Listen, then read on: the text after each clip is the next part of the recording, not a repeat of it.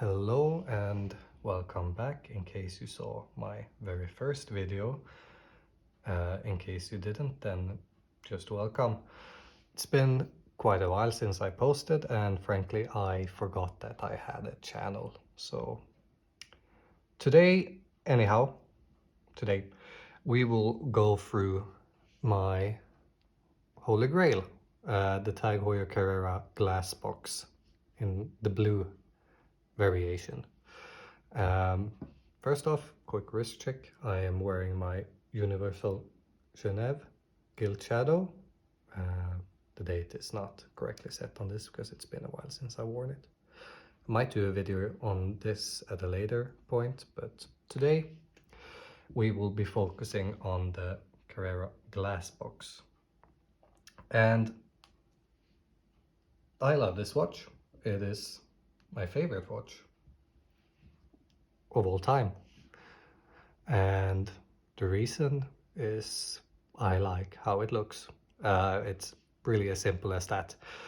When I saw this revealed at Watches and Wonders, I think it was 2023, if I'm not mistaken, I knew that I had to have it eventually.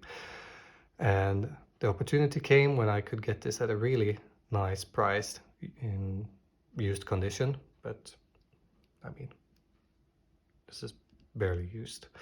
But let's go through the boring stuff, which is the technical side of things. This is a 39 millimeter in diameters, and lug to lug is 46.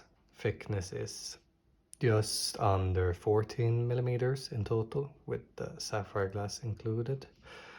Lug width is annoyingly 20.7, I believe. It is a chronograph. It's an automatic chronograph, which is even cooler. You can see the movement here on the back. It's an in-house movement developed by Tag Heuer. It's the TH20, has an 80-hour power reserve. All right finishing. I think it looks quite nice, but yeah, it's nothing extraordinary. It's a column wheel chronograph. So this is a column wheel on display right here up top. And if I engage the chronograph, you should have seen the column wheel move there. Performance-wise, this has been great. It is not COSC certified, but I'm almost certain it runs within COSC because I have not noticed any deviation whatsoever. You have the sub-registers here, as well as the date. I think this is an okay implementation of a date. It doesn't really bother me, which is a very good thing, because I usually don't love dates in my watches. And finishing wise, I think this holds up great. Markers are nicely polished. I like the hands a lot. It has some lume, but again, this is not like a outdoorsy sports watch. I mean, it could be, but the lume is not all that. But it's there, which I think is nice. Chronograph feedback has been great. Very responsive, very satisfying to click. Only thing is that hand winding this, you can't hear this, but it's extremely smooth. Like there's no resistance. And I kind of like a bit of resistance when I wind my watches, but that's sort of like a pet peeve of mine, not really an actual negative, I guess. And on my quite small wrist, this wears quite nicely, which is quite rare for a chronograph watch. I have a 16 centimeter circumference wrist, or 6 inches in US ways of measuring things. And I will show you how it looks. So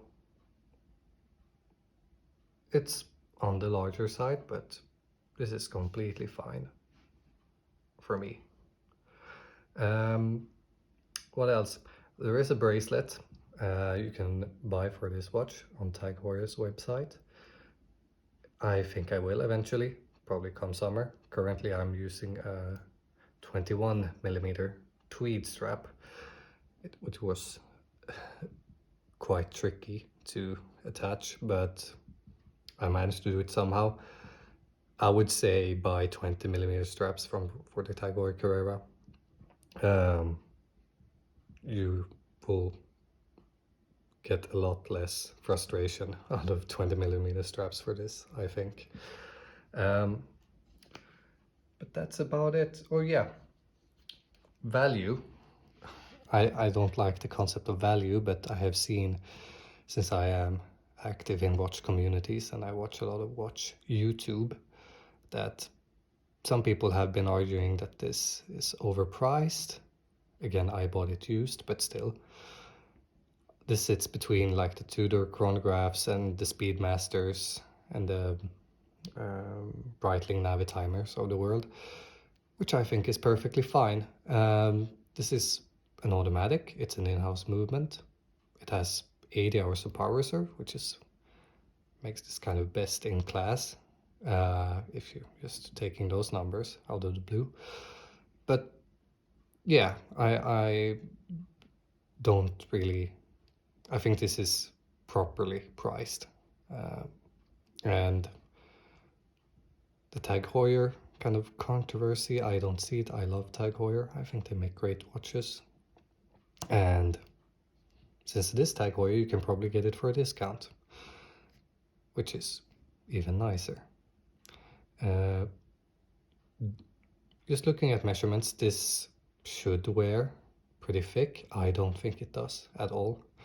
This wears perfectly fine, comes underneath most like shirt cuffs. And yeah, maybe that's enough rambling on. My Grail watch, it's a great watch. If you're thinking about buying it, please do. Or don't listen to me, but I have nothing but good things to say about this watch. It's great. Okay, over and out. Until next time.